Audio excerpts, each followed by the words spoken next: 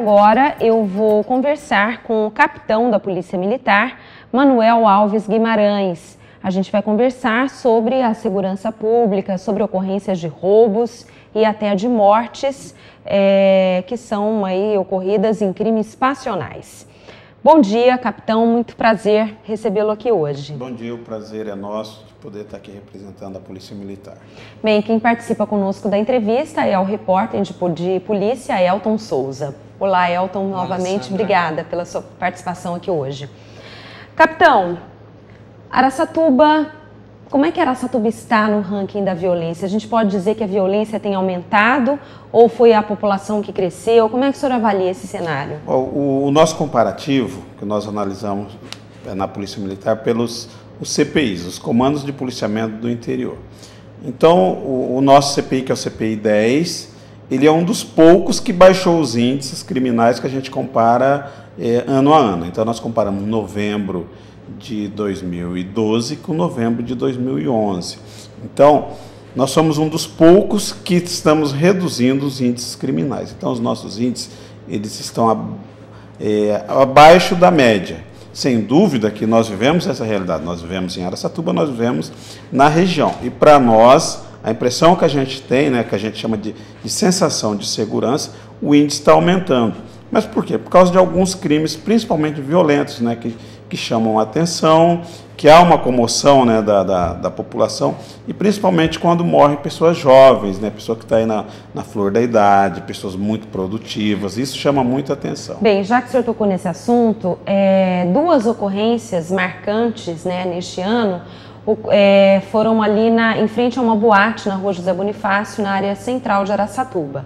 No primeiro caso, 2 primos foram baleados. Felizmente, né, não ocorreu o pior, eles não morreram, graças a Deus, mas menos de 3 semanas depois, uma ocorrência muito parecida aconteceu no mesmo lugar e um rapaz acabou morto, né? O advogado Edson Kajimoto, de 28 anos, teve um desentendimento dentro da boate e quando ele saiu, ele foi morto por um rapaz que inclusive já foi preso pela Polícia Militar, o Adriano, conhecido como Caqui. Mas o que fazer nesses casos, capitão? A polícia pode intensificar o policiamento para coibir ações desse tipo? A polícia pode até intensificar. E há essa intenção? Mas se você ali naquela região? Na região, só que o crime ali, os crimes são passionais, ou seja, crimes ligados à questão da emoção e tal. Então, a pessoa que está predisposta a cometer esse delito, sem dúvida, se ele vê a polícia, ele não vai praticar naquele momento. Só que ele pode praticar depois. Então, a gente pode até estar inibindo e tal. Agora, se aquela pessoa tiver essa predisposição de praticar o crime, provavelmente, estou falando provavelmente, ela vai procurar um outro momento e tal. Sem dúvida que ela pode até refletir e desistir dessa ideia. Mas se a gente for analisar esse último caso, não foi algo assim de imediato, né? Houve um desentendimento. Houve uma premeditação, um preparativo, né? A pessoa se preparou para praticar esse delito. Porque então, eles discutiram dentro da boate, o rapaz foi até a casa dele, buscou a arma, inclusive, né?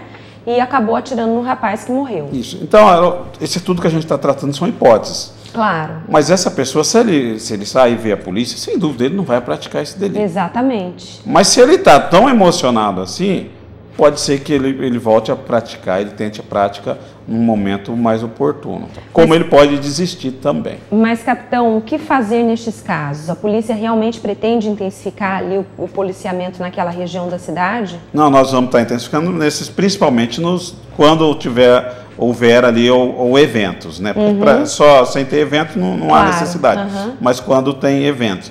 Agora, é o ambiente interno, ele é um ambiente particular. Então as pessoas enchem a cara, bebem demais, acabam brigando por bobagens e simplesmente matam o outro. Né? Então, o que a gente tem notado, e aí não é só em Araçatuba, né? A gente tem notado isso do modo geral, é a banalização do crime.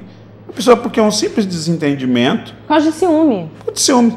E você vê que tem uma campanha hoje em rede nacional, sim, né? Paz, a pessoa ter um pouco mais de paciência, né? Não se descontrolar tão facilmente. Né? Até eles falam, conte até 10. Aliás, né? essa campanha é muito oportuna, uma campanha do Conselho Nacional de Justiça, também conjuntamente com o Ministério Público, diz o seguinte: conte até 10, a raiva passa, a vida fica. Isso.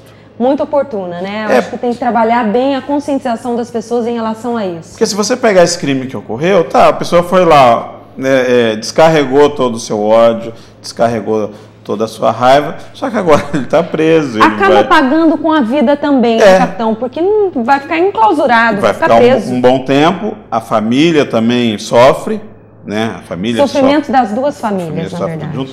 Então, essa banalização, de um modo geral, a gente poderia até estar frisando assim, por que isso ocorre? Eu acho que há uma desvalorização muito grande da família, um afastamento muito grande de Deus, as pessoas parece que as pessoas vivem por si, né? Elas falam, não, vão vivendo, não tem que prestar conta para a família, não tem que prestar conta para Deus, não tem nada. Então é uma situação hoje que a gente está vendo que é lamentável.